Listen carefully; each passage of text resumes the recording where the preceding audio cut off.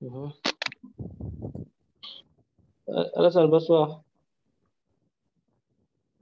C'est Hamadouba.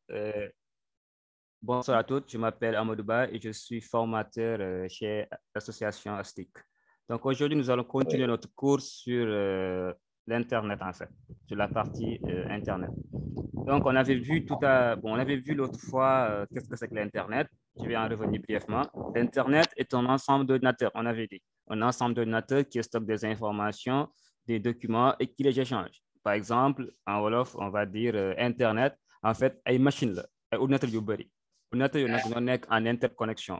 C'est-à-dire dañuy échanger ay fichiers, ay vidéos, ay documents ak ay textes. léegi ensemble d'ordinateurs yooyu nag mooy formé toile bi ñu ngi gis mooy toile araignée bi loolu mooy lii bi en fait mooy Internet. Bon, c'est simple en fait, un ensemble d'ordinateurs interconnectés qui s'échangent des données, des informations.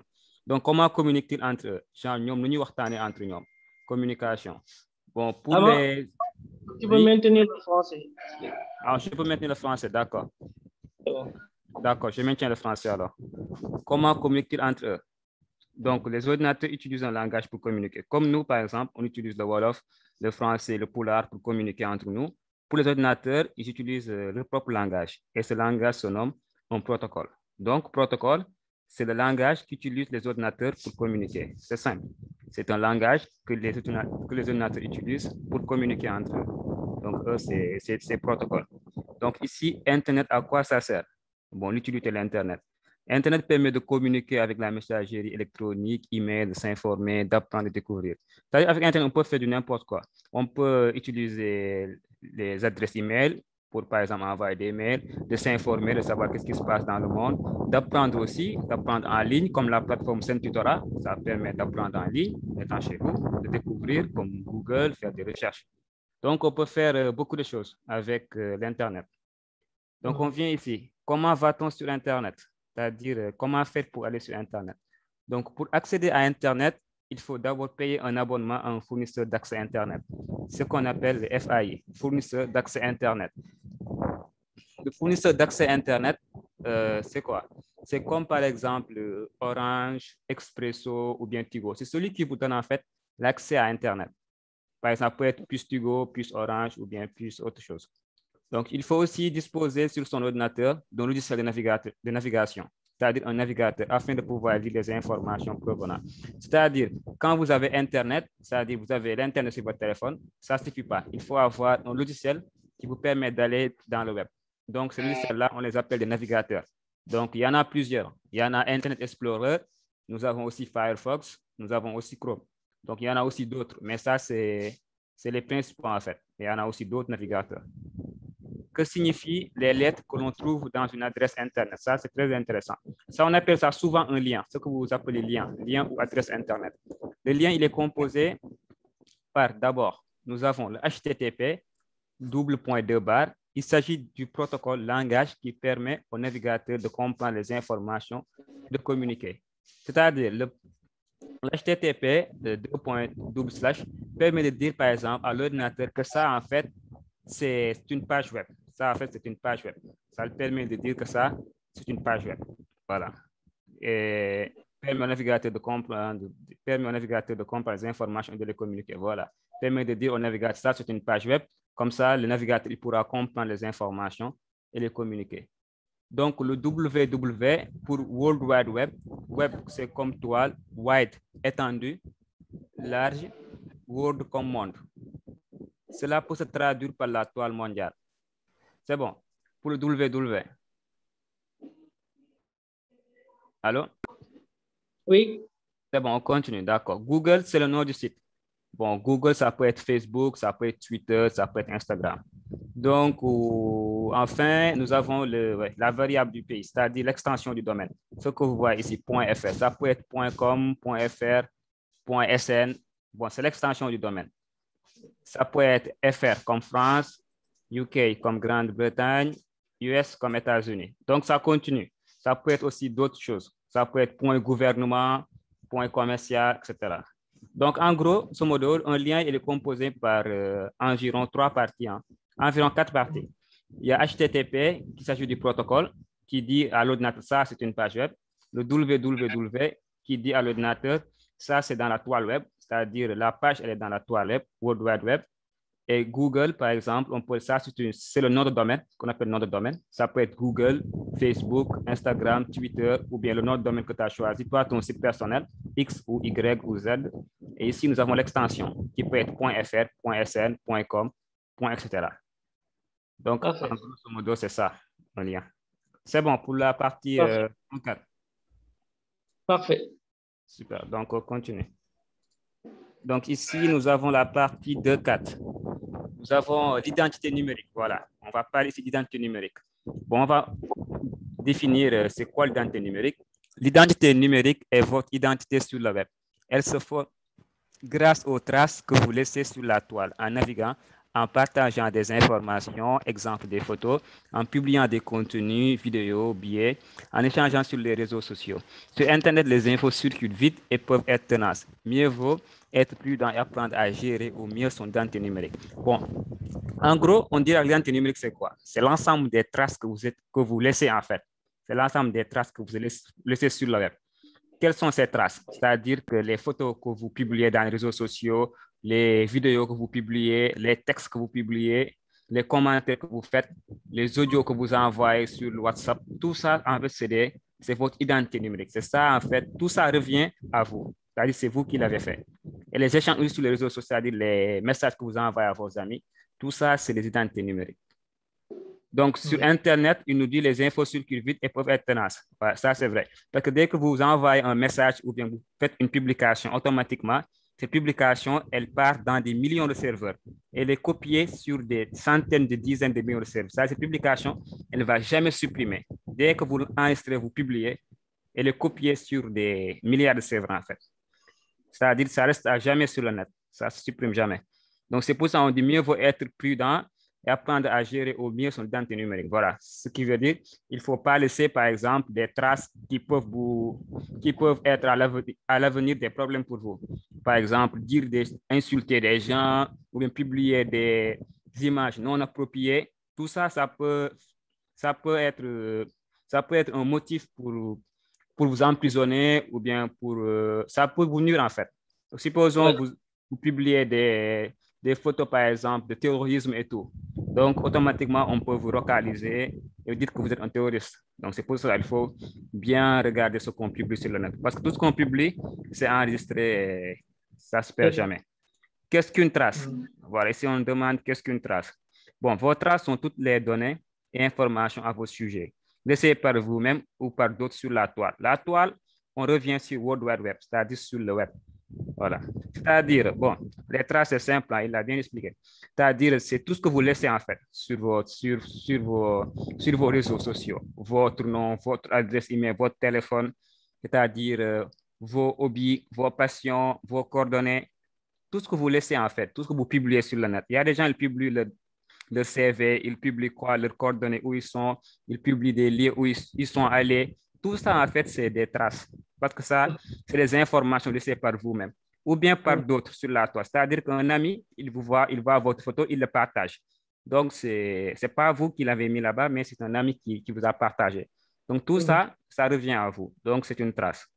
Donc, il faut savoir tracer les informations que vous laissez sur le net vous concernant. Donc, ici, on nous dit quoi? Il y a des traces volontaires. Voilà, ici, on nous dit qu'il y a des traces volontaires.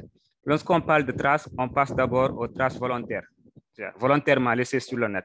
C'est-à-dire ce que vous publiez. Voilà, ce que vous publiez, c'est les traces volontaires, parce que c'est vous qui l'avez fait. Donc, c'est les messages, les photos, vidéos postées sur un blog, les données publiées dans votre CV en ligne, les données insérées dans un formulaire, un profil complété sur les réseaux sociaux ou sur forum, les avis laissés sur des sites commerciaux. Voilà, tout ça, en fait, c'est des traces volontaires parce que c'est vous qui avez pris votre clavier, votre souris ou bien votre téléphone et qui a partagé ça, qui a mis ça, qui a dit, moi, je m'appelle tant, j'habite tant, ou bien ça, c'est ma photo, j'étais allé hier là-bas. Tout ça, en fait, c'est votre trace. C'est vous qui l'avez mis, personne ne l'a mis pour vous. Voilà, il y a des exemples, les messages et les photos, etc. Donc, c'est bon pour les traces volontaires? Autrement dit, c'est toute forme d'information permettant d'identifier telle personne. C'est ça, en fait, l'identité numérique. Exactement. OK. Est-ce qu'il y a des questions, s'il vous plaît, sur cette partie d'identité numérique? Rapidement. Est-ce que vous avez des questions? Voilà, bonjour, monsieur. Bonjour. Bonjour. Allez-y. Je voulais qu'il revienne à propos des identités numériques. Parce que moi, je viens d'entrer comme ça. Je n'ai pas compris à propos de ce qu'il a expliqué sur les identités numériques. Quoi ça sert? À quoi ça sert exactement? OK. S'il pouvait revenir sur ça. Oui. Ama, répondez rapidement, après on prend une autre question. D'accord, super. Monsieur Camara, bon, les identités numériques. Bon, les identités numériques, on dira c'est l'ensemble en fait. C'est l'ensemble des traces que vous laissez sur le web, c'est-à-dire sur les réseaux sociaux, Facebook, Twitter, Instagram, c'est tout ce que vous publiez en fait et qui peuvent revenir sur vous, par exemple. Supposons, vous allez sur Instagram, vous publiez une photo, vous allez sur YouTube, vous publiez une vidéo, vous allez sur, par exemple, sur WhatsApp, vous faites un audio. Tous ces données-là, en fait, ça vous match, c'est-à-dire ça revient à vous. C'est l'ensemble des données, en fait, qui mènent à vous, c'est-à-dire toutes vos activités sur les réseaux sociaux qui mènent à vous.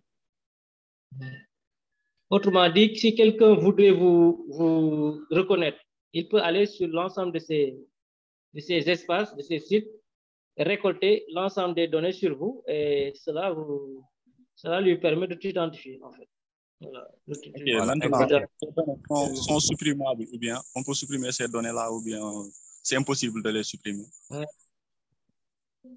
Bon, pour la suppression. D'accord. Voilà, pour la suppression des données, ça, bon, on dit les grandes plateformes, Facebook, Instagram et tout, ils te disent que c'est possible, c'est supprimable. Mais en réalité, ce n'est pas supprimable parce que c'est avec ça, en fait, qu'ils gagnent de l'argent.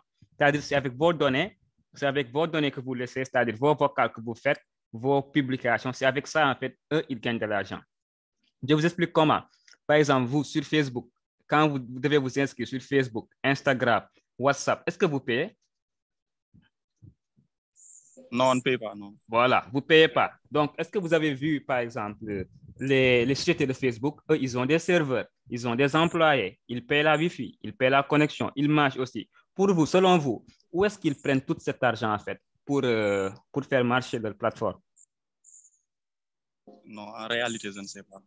Voilà, c'est une bonne question. Voilà, ça, c'est une très bonne question. C'est la raison pour laquelle, en fait, je vous explique la raison pour laquelle ils ne veulent pas que ils ne permettent pas que vous supprimez vos données. Par exemple, eux, comment ils gagnent de l'argent? De façon simple, ils le gagnent via des publicités, ce qu'on appelle les boosts sur Facebook, les boosts sur Instagram. Qu'est-ce qu'ils vont faire? Il y a, par exemple, un certain homme X qui va aller sur Instagram, qui va dire, par exemple, j'aime des chaussures, voici les Nike que je viens d'acheter, ou bien la rentrée va commencer, j'ai acheté mes Nike. Il va commencer à parler de chaussures, quoi. Automatiquement, la machine, elle va dire, ah, ce gars, il aime les chaussures, en fait. Chaque rentrée, il met en publication, j'ai acheté des nouvelles Nike et tout. Automatiquement, la machine va te ficher. Elle va dire, cet homme X-là, il est passionné par tout ce qui est chaussures. Donc, moi, à Maba, j'ai par exemple une entreprise de chaussures. Je suis Nike, en fait. Je suis Nike. Maintenant, j'ai dit à Facebook, je veux vendre mes chaussures. Voilà, cherchez-moi des clients. Facebook va dire, d'accord, qu'est-ce qu'on va faire? On va aller sur notre base de données, on va regarder tous les gens qui aiment Nike, tous les gens qui publient chaque jour Nike, qui publient chaque jour des trucs de chaussures. On va automatiquement les mettre sur des annonces. C'est-à-dire, toi, tu entres sur Facebook, tac, première publication que tu vois, c'est Nike, les nouvelles Nike qui viennent de sortir. Tu les vois automatiquement et toi, tu cliques et tu achètes. Un autre aussi qui est passionné de Nike, automatiquement, il entre sur Facebook, il voit les pubs de Nike. Il ne sait même pas que cette publicité, c'est uniquement pour lui. Si un autre entre sur Facebook, il ne verra pas la publicité. Mais vous, on vous a ciblé, c'est-à-dire la machine, c'est que vous serez intéressé par cette publicité. Maintenant, c'est avec ça qu'il gagne de l'argent. Maintenant, Nike va donner de l'argent à Facebook parce que Facebook lui a vendu ses produits. Donc, avec ça, Facebook va payer leurs factures, ils vont payer leur loyer, ils vont tout faire. C'est-à-dire, c'est vous, en fait, le produit. C'est vous, les utilisateurs. Facebook, c'est vous qui il vend vos données. C'est ce que vous publiez, c'est ça qu'ils vendent. C'est-à-dire votre nom, votre adresse mail, vos numéros de téléphone. Tout ça, c'est juste pour savoir qui vous êtes, ce que vous aimez et qui vous êtes aussi. Qui vous êtes et ce que vous aimez. Avec ça, ils vous proposent des publicités. C'est pour ça à Facebook, les publicités, c'est partout. Tu scrolles, tu vois chaussures, tu scrolles, tu vois ordinateur, téléphone portable. Tout ça, en fait, c'est pour te vendre des produits. C'est bon, M. Kamara? Oui, c'est bon, oui, j'ai compris. Voilà. Vous avez compris le concept. Eux, ils nous prennent comme des produits parce que c'est gratuit. Parce que si ce n'était pas gratuit, voilà. En réalité, c'est nous qui les payons. Donc. Exactement. En réalité, c'est nous qui les payons parce que c'est nous qui mettons nos données. C'est nous qui disons, j'aime par exemple Nike, j'aime téléphone, iPhone, j'aime celui-là, j'aime ça, j'aime ça. Avec ça, ils savent ce que tu aimes et ils te proposent des marchandises et toi, tu achètes. Je comprends. Voilà, c'est ça en fait. C'est très intéressant. C'est une très bonne question. Merci beaucoup pour la question. Est-ce qu'il y a un autre qui voudrait poser une question? Rapidement.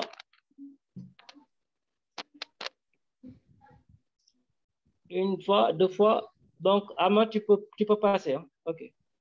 D'accord, je continue. Bon, on a vu les traces volontaires. On continue. Qu'est-ce qu'il nous dit?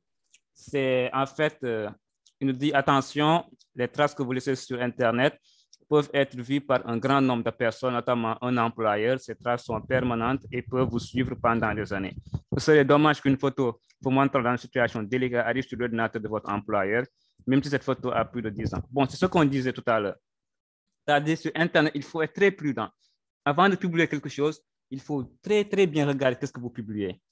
Parce qu'ici, il vous dit, vous pouvez publier des photos ou bien des vidéos de vous, mais ce n'était pas des vidéos en fait très normales. Des vidéos, par exemple, très ultra bizarres.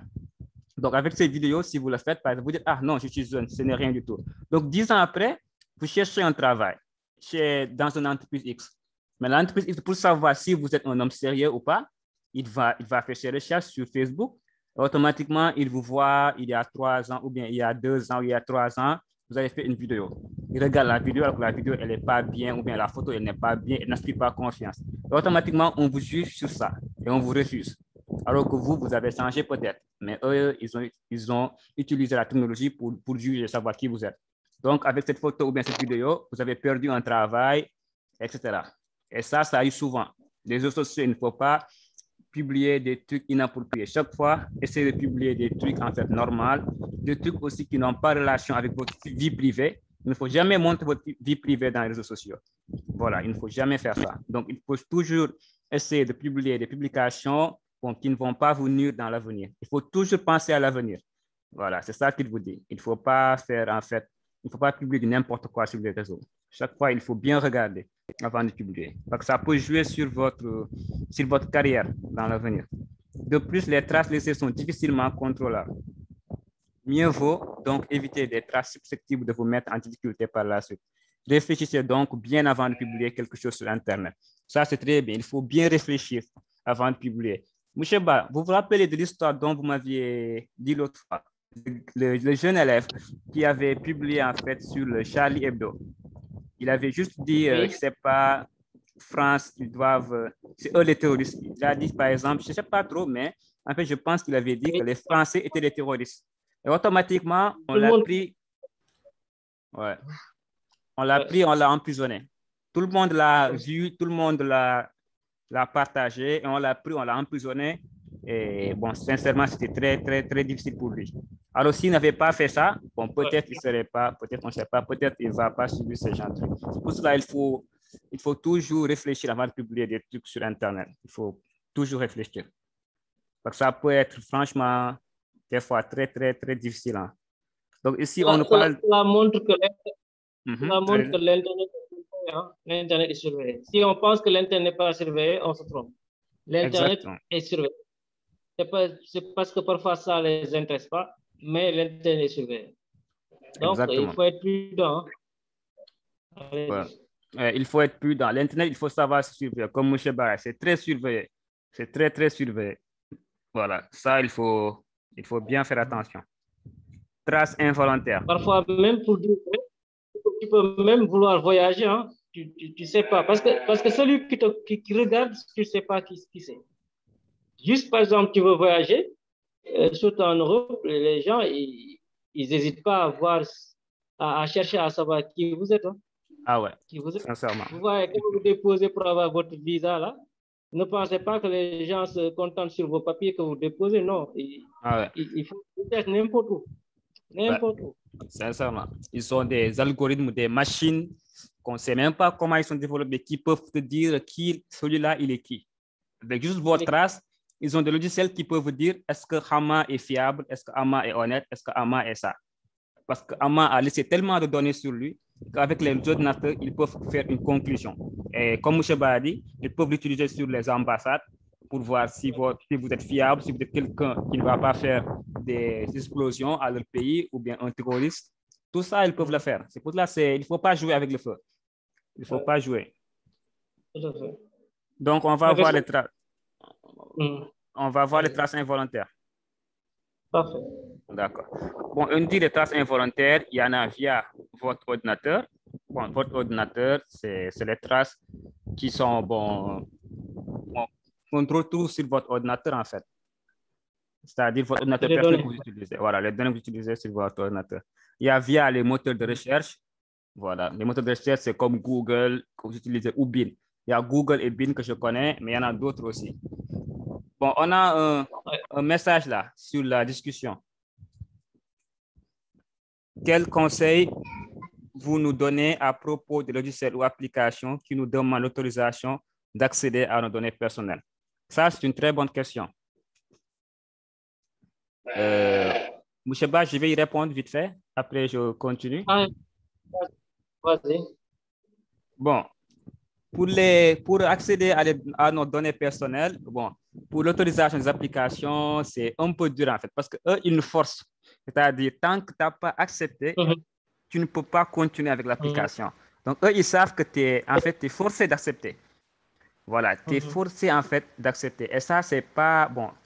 On n'y peut rien en fait. On sait qu'ils vont voler nos données, ça, on le sait. Mais le problème, c'est qu'on ne peut pas en fait, qu'on peut pas refuser. Parce que si on refuse, le bouton il ne sera pas en fait, sera pas activé. Donc, qu'est-ce qu'on peut faire?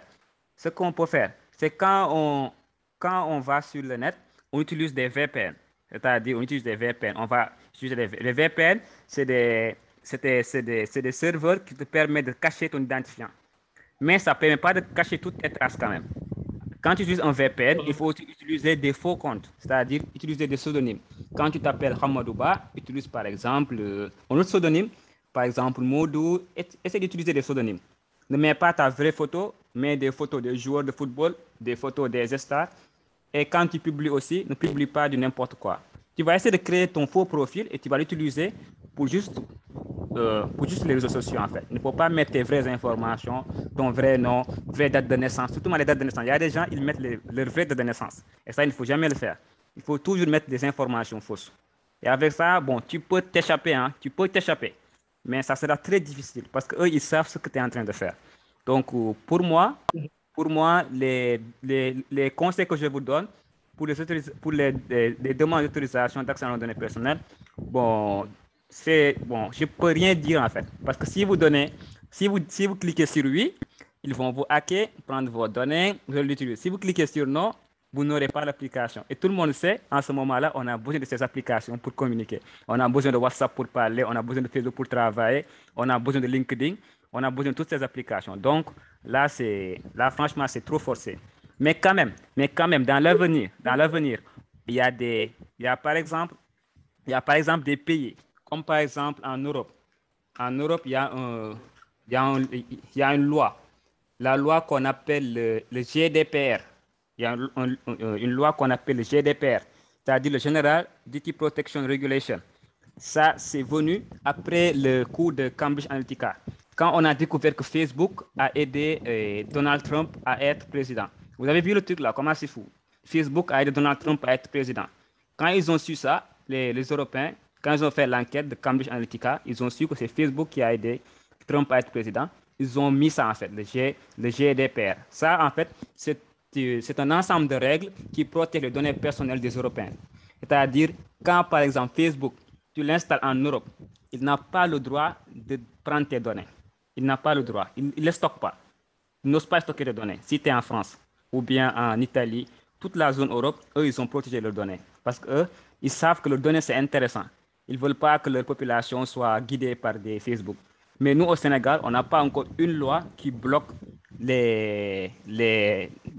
qui bloque les autorisations d'accès à nos données personnelles. Il n'y a pas une loi qui nous protège. Mais en Europe, quand même, il y a une loi très sérieuse. Hein. Le GDPR, c'est très sérieux. C'est très sérieux. Là-bas, dès que tu installes Facebook, YouTube, tout, le GDPR, il est là. Ils te disent que ne t'inquiète pas, tes données, ils sont sécurisées. Ils ne passent même pas vers les serveurs Facebook. C'est les serveurs européens. Ça passe par des serveurs européens pour qu'ils s'assurent qu'il n'y a pas de fuite de données. Donc là-bas, ils ont pris des dispositifs. Ils ont mis leurs serveurs, ils ont protégé leurs utilisateurs. Mais nous, au Sénégal, on n'a pas encore de protection de données. Donc, on est obligé d'accepter. Juste pour ajouter, par rapport aux applications, faites attention. En fait, il faut toujours vérifier quel type d'application je veux télécharger. Voilà. Avant de vérifier l'application, pour ce faire, au moins prenez le temps de faire des recherches sur l'application. Vous allez aller sur Google, par exemple, et saisissez l'application. Vous voyez s'il n'y a pas des gens qui ont critiqué ou bien qui ont dénoncé des choses sur l'application. Ça vous permet d'avoir une idée de la fiabilité de l'application, en fait. Mais pour dire vrai, si on est dans le web, on laisse nécessairement des traces. Maintenant, il faut éviter que ça soit vraiment énormément de traces, comme l'a dit Hama. Il faut éviter de regrouper vos informations en un seul lieu. Ça aussi, c'est important, il ne faut pas le faire. C'est pourquoi, quand on demande de remplir des choses, ne mettez pas tout quand même, le nom, prénom, date de naissance, lieu de naissance, numéro de téléphone, ça, c'est énorme. Ça, c'est énorme. Donc, il faut éviter de mettre tout ça. Les applications aussi, il faut regarder toujours parce que souvent, ils peuvent te demander de choisir. Hein. Oui. C'est à voir si tu peux contrôler à quel niveau tu peux accepter qu'ils accèdent à tes données, en fait. Tu peux vérifier. Oui, tu peux vérifier ça. Essaye de vérifier. Comme M. Ba dit, hein, des fois, il y a des applications qui te demandent d'accès, par exemple. Supposons une application supposons un exemple très simple. Il y a des applications qui utilisent, par exemple, qui te disent, par exemple, ils te permettent d'envoyer des messages seulement. Et l'application, il te demande d'accéder à ton webcam. Quel est le rapport? Une application qui sert à envoyer des messages, il te demande quand tu l'installes l'accès à ton micro, l'accès à ta webcam. Toi, tu ne vois même pas ça. Tu viens, tu cliques OK. À tes photos, merci. À tes photos, à tes contacts. À tes contacts, oui. Non, c'est pas forcément. Souvent, c'est nous qui mettons des oui. Non, fais attention. Ouais, c'est vrai. Mettez non, ou bien mettez plus tard et passez. Ouais.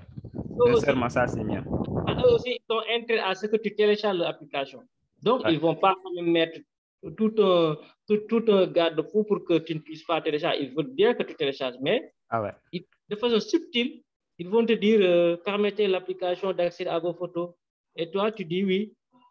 Permettez d'accéder à vos contacts. Tu dis oui. Et là, tu n'as pas besoin de le faire.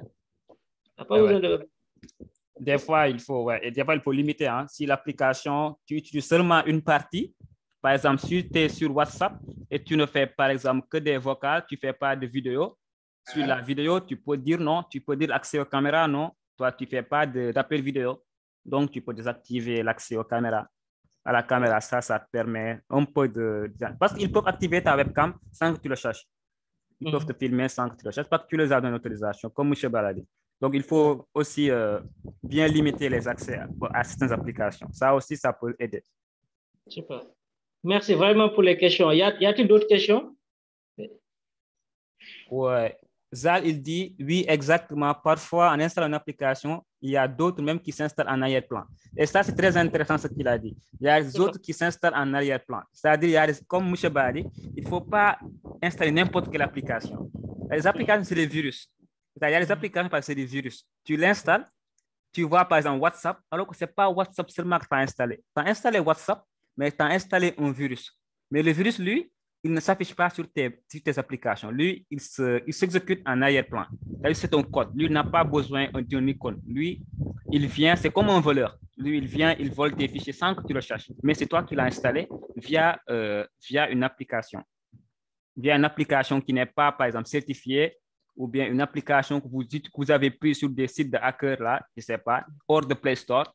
Il y a des applications qui sont hors de Play Store que vous avez téléchargées par des, je ne sais pas. Il y a d'autres, en fait, d'autres applications qui permettent de télécharger des applications. À part Play Store, il y en a d'autres. Si vous allez là-bas, APK Pure, voilà, comme APK Pure. Là-bas, si vous téléchargez des applications, ce n'est pas certifié, ce n'est pas valide, ce n'est pas vérifié le code. Donc, il se peut qu'il y ait des applications en arrière-plan qui s'exécutent et qui volent vos données. Voilà, et ça, c'est très, très important. C'est une très bonne question aussi. Il faut souvent regarder les applications que vous téléchargez. Il faut souvent regarder. Il ne faut pas télécharger de n'importe quoi sur le web. Donc, c'est bon, on continue. Oui, oui. Voilà. Bon, on a ici les traces. Allez-y, bonsoir. Donc, si je comprends, mais par exemple, les publications, genre les photos qu'on publie sur Facebook, par exemple, si on publie une photo, par exemple, mais qu'après 1 heure, 2 heures, on le supprime. Donc, normalement, cette photo n'est pas genre totalement supprimée en tant que telle, en fait, ou bien? Non. Voilà. Exactement. Bon, ce n'est pas supprimé, en fait. Mais eux, ils te disent que c'est supprimé. Eux, ils disent aux utilisateurs que c'est supprimé. Mais eux, en fait, ils ne le suppriment pas.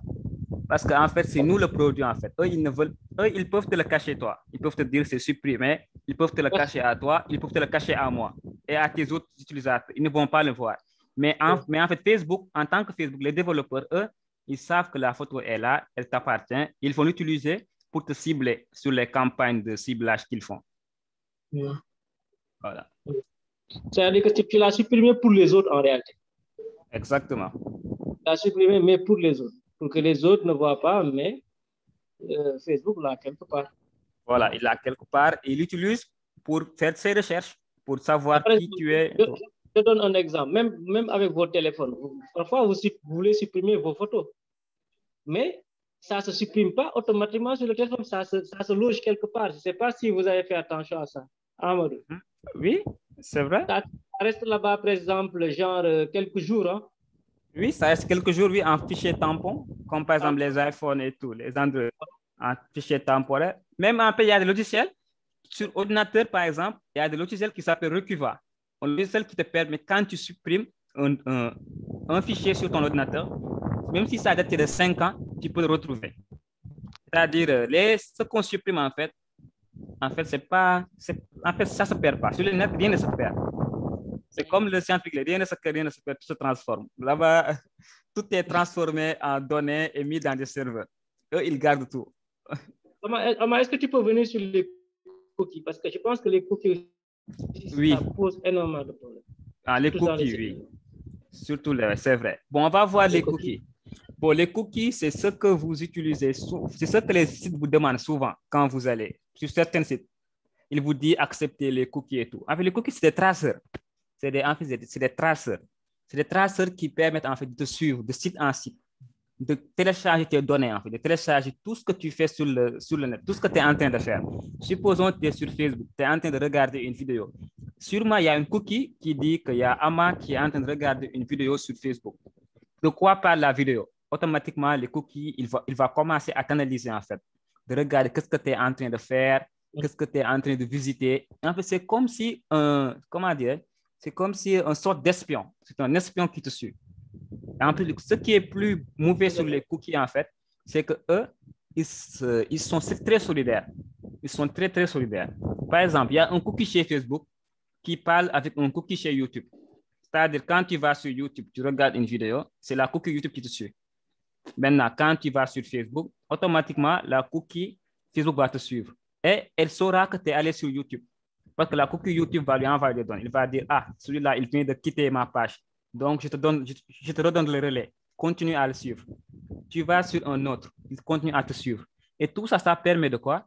Ça permet en fait que le gestionnaire du site, par exemple, si c'est Facebook, de savoir toi, quels sont tes envies en fait. Voilà, quels sont tes parcours, quels sont tes envies, toi, qu'est-ce que tu veux, toi, qu'est-ce que tu veux réellement en fait sur l'Internet, qu'est-ce que tu fais. Et avec ça, ils vont te proposer aussi des publicités plus nettes. Voilà, des publicités plus pointues. Il y a de la réglementation. Voilà. Parfaitement. Il y a de la réglementation. Avant, les cookies, Dès que tu rentres dans le site, il se télécharge. Maintenant, je pense avec la bataille là, au niveau juridique, maintenant, ils te disent d'accepter ou ils te mettent le message suivant. Si vous restez plus longtemps sur notre site, nous considérons que vous acceptez nos cookies. Donc, si vous êtes sur un site, vous recherchez s'il y a des cookies. Il doit le mettre quelque part. Ça doit être visible. Ouais. S'il y a des cookies, donc, et que vous voulez plus consulter le site, prenez le temps, je ne vais pas dire prenez le temps. Regardez, si le site est intéressant, restez. Si le site n'est pas intéressant, sortez immédiatement. Parce que plus vous restez, plus ils vont vous lancer les cookies automatiquement, ça va s'installer sur votre machine. Vous n'y pouvez rien. Ça va s'installer. C'est vrai. C'est exactement ça. Donc, c'est ça. Des cookies te posent parce que c'est avec ça aussi qu'ils gagnent leur vie. Hein, c'est ça. Sur Internet, quand le produit c'est gratuit, quand c'est gratuit, c'est vous le produit. Parce qu'ils ne veulent pas que vous venez sur le site gratuitement, vous regardez des informations et tout, alors qu'eux, ils ne gagnent rien en derrière. Donc, sûrement, ils vont vouloir que tu acceptes pour qu'ils puissent avoir quelque chose sur toi. Pour qu'ils puissent savoir ce que tu veux, ce que tu aimes. Et avec ça, ils vont vendre tes données à des campagnes de commerciaux. Ils vont te proposer des produits. Donc, c'est ça, en fait. C'est bon, les cookies.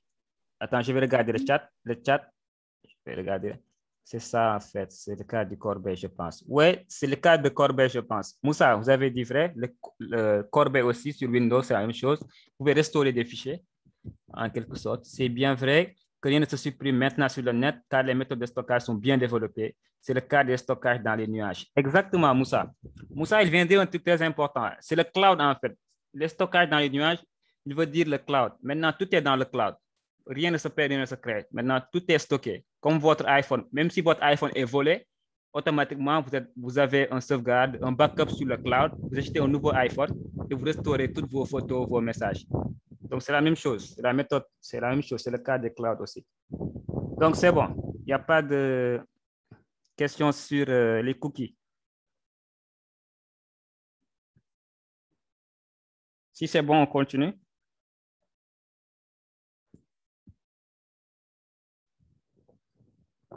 Allô? C'est bon? OK. Moi, bon. Allez-y, Camara. Moi, je voulais que vous nous expliquiez un peu les serveurs, à propos des serveurs. Ah, d'accord. Ce que veut dire ce mot-là, le serveur. Ah, le mot serveur, d'accord. Oui. Bon, c'est très intéressant de savoir ça. Bon, serveur, comment je vais l'expliquer? Serveur, en fait, c'est des sortes, en fait, de machines. C'est des machines, en fait, qui permettent de stocker et de traiter des données. Ça stocke, en fait, et ça traite. Ça traite des données. Supposons, par exemple, l'exemple le plus simple de serveur, on peut, par exemple, parler de serveur web. Par exemple, le site Facebook. Vous savez, le site Facebook. Quand tu crées, par exemple, un site, pour qu'il soit, en fait, accessible, pour que tout le monde puisse voir le site, toi, moi, un autre, il te faut, en fait, un serveur. Mais, par exemple, quand Mark Zuckerberg a créé son site, lui, le site, c'est lui seulement qui pouvait le voir sur son ordinateur. C'est-à-dire, personne ne pouvait le voir. Il n'y a que lui qui peut le voir.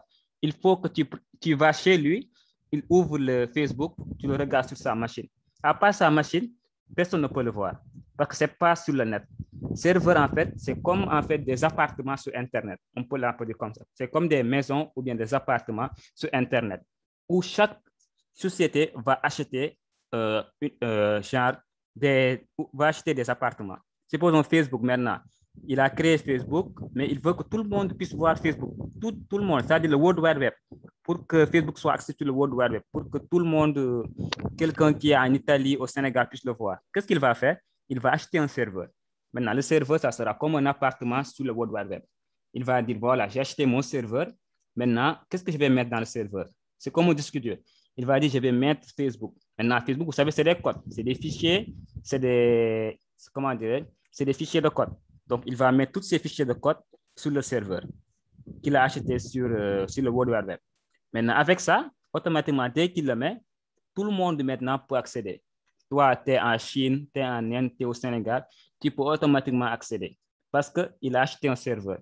Donc, de manière plus simple, serveur, en fait, c'est une sorte de disque dur, en fait, une sorte de disque dur dans le web. C'est une sorte de maison dans le web qui permet à des sites web d'être accessibles par tout le monde. Des sites web ou bien des logiciels ou bien des technologies, que ce soit par exemple, des technologies d'intelligence artificielle, quel que soit en fait le truc. Par exemple, comme par exemple les téléphonies, comme Orange, eux, ils ont des serveurs. Quand tu appelles par exemple 1441, c'est un serveur. Quand tu appelles 1441, l'appel va aller faire un serveur Orange et va aller vers un serveur Orange. Et une fois sur le serveur Orange, ça va redistribuer l'appel à un assistant, au premier assistant qui va décrocher. Donc, c'est comme ça, quoi. Le serveur, c'est une sorte d'appartement sur le web. Ça permet à quelqu'un qui a un site web ou bien qui a un logiciel de l'héberger pour que tout le monde puisse avoir accès. Voilà, pour que tout le monde puisse avoir accès sur ce produit. Ça peut être téléphonie, comme Orange, Expresso, ça peut être les sites web. C'est bon? C'est bon, oui, merci. Voilà. Super. Donc, Super. s'il n'y a pas d'autres questions, on continue. Allô? On continue. Allô? Allô, oui? Oui, allez-y. Oui, c'est bas. Allez-y, allez-y. Oui. Bon, je m'excuse Oui. du retard là. Ok, c'est pas grave. Ça tout à fait, c'est Dieu. D'accord, ça dit vous. Oui, Allez-y. donc par rapport aux coquilles, quoi. Oui. Par rapport aux coquilles, quoi. Donc, j'aimerais que vous m'expliquiez un peu sur ça. Ok. Hamadou, je te laisse. D'accord. Bon, bonsoir, Oui. monsieur Sadibou. Donc, les cookies, en fait, Bonsoir. c'est... Bonsoir. Bon, en fait, les cookies... Bonsoir. Bonsoir. Donc, les cookies, en fait, c'est un ensemble, en fait, de... Comment dire? C'est l'ensemble, en fait, de données, de vos données, en fait, qui sont enregistrées, en fait. C'est l'ensemble de vos données, de vos traces. On va dire même traces, c'est plus simple. C'est l'ensemble de vos traces qui sont enregistrées sur un site. On appelle ça cookie. Par exemple, vous allez sur Facebook. Vous cliquez, par exemple, sur une photo. Vous sortez de la photo. Vous cliquez sur une vidéo. Tout ce que vous êtes en train de faire, toutes ces actions-là, c'est enregistré dans un cookie. Il va vous tracer, en fait. C'est comme quelqu'un qui est derrière vous et qui est en train de noter tout ce que vous faites, qui vous note, en fait, qui vous dit à 8 heures, vous avez cliqué sur la photo. À 2 heures, vous avez cliqué sur une vidéo. À 4 heures, vous avez partagé un j'aime. C'est ça, en fait. C'est une sorte de log. Il va prendre toutes ces données. Voilà.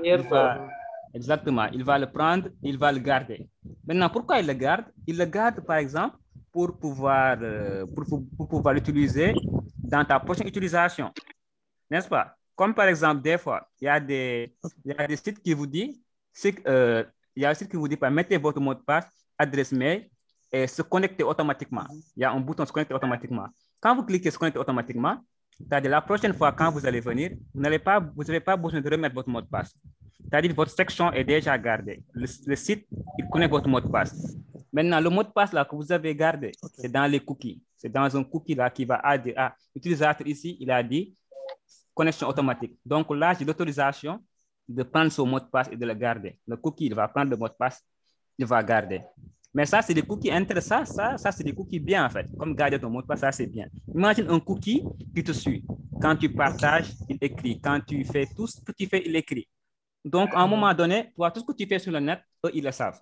Ils peuvent le savoir. Ils peuvent l'analyser. Allô, oui? Allô? C'est bon? Allô, Moucheba? Oui, alors. C'est bon? Ok, oui. C'est bon, c'est juste des programmes. C'est des programmes. C'est des programmes qui ont un objectif, un but. Chaque cookie a un but, un objectif. Donc, c'est ce que je disais tout à l'heure par rapport au site. Ils peuvent infecter votre machine et dérober des informations ou bien vous envoyer des virus. Les virus aussi, c'est véhiculé souvent par ces genres de cookies. Effectivement. C'est des programmes en quelque sorte, de façon générale, qui ont un objectif bien défini. Parfois, il y a des cookies bien, comme l'a dit Hama, mais aussi il y a des cookies qui sont malveillants et qui peuvent vous nuire. C'est pourquoi, avec les cookies, il faut être très prudent. Il faut voir toujours les sites, quoi. Il faut que les sites soient des sites fiables, quoi. Exactement. C'est ça. C'est bon, Amadou? M. Sadibo? D'accord.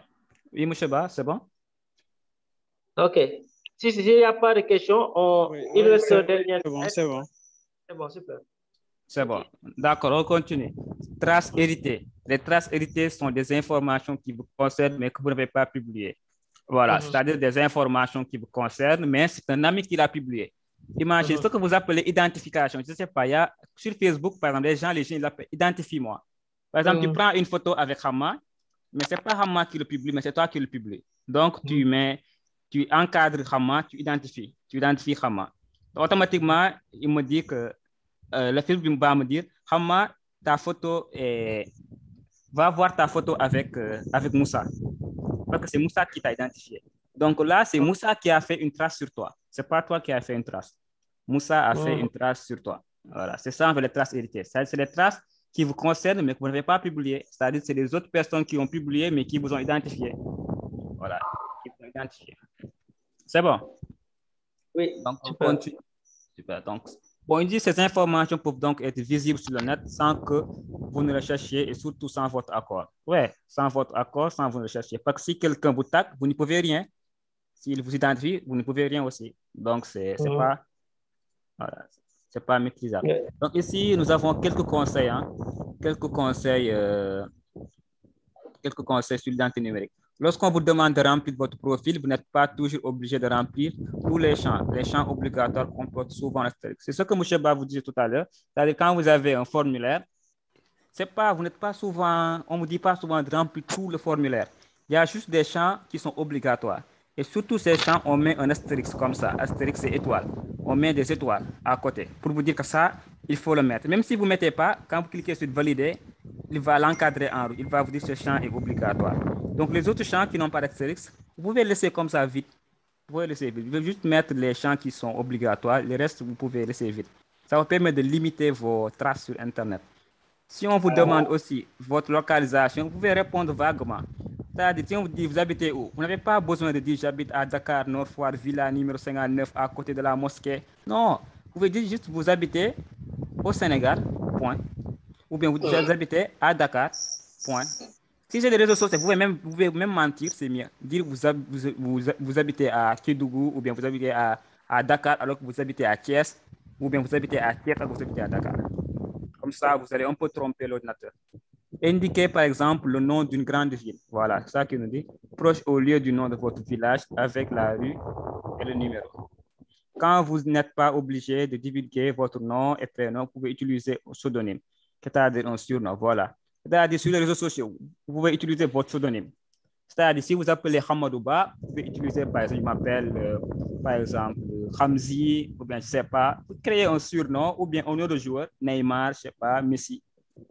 Donc, il ne faut pas mettre votre vrai nom, votre vrai prénom. Essayez chaque fois de tricher un peu, de mettre quelque chose qui n'est pas vrai. À la place de votre photo, vous utilisez un avatar. Oui, c'est-à-dire, au lieu de mettre votre vraie photo, mettez par exemple un joueur même que vous ne préférez pas. Même si vous ne préférez pas le joueur, mettez ça, même c'est mieux. Au lieu de mettre le jeu que vous préférez, mettez un jeu que vous ne préférez même pas, pour essayer de tromper l'ordinateur. Ou bien un acteur, je ne sais pas, un avion ou bien une voiture. Ça, c'est mieux. Tout ça, en fait, voilà. Tout ça, c'est quelques conseils. Réfléchissez avant de publier un message sur le réseau. Évitez de publier un message qui pourrait nuire à votre réputation ou vous porter préjudice. Ne publiez pas non plus des propos méchants ou racistes. Voilà, ça, on avait déjà dit ça tout à l'heure. C'est-à-dire, il ne faut pas mettre des insultes, il ne faut pas dire n'importe quoi. Et c'est juste d'être réglo, chaque jour être réglo. Dites des trucs simples qui ne vont pas vous nuire dans l'avenir. Voilà, ça c'est mieux. Super. Donc, c'est bon pour Internet. Oui, c'est pour Internet pour aujourd'hui. D'accord. On s'arrête là. Super. Parfait, les gars. Donc, la vidéo sera disponible après pour ceux qui n'ont pas pu se connecter. Donc, demain, je pense qu'il y aura une deuxième évaluation, un deuxième test. Si vous devez réaliser la plateforme. Oui. Monsieur, moi, j'avais un problème pour m'inscrire. Sur la plateforme? Oui, sur la plateforme, oui. Ok, dans le groupe, vous allez m'envoyer juste votre numéro de téléphone et votre nom. Je vous enregistre. Ah, ok, merci. Parfait. Merci Ok, donc on se dit à plus tard. Donc, on va envoyer pour programmer parce qu'il ne reste que 2 séances. Après, c'est fini. Merci beaucoup et bonne soirée à tous. Merci les gars, merci beaucoup. Merci, bonne soirée.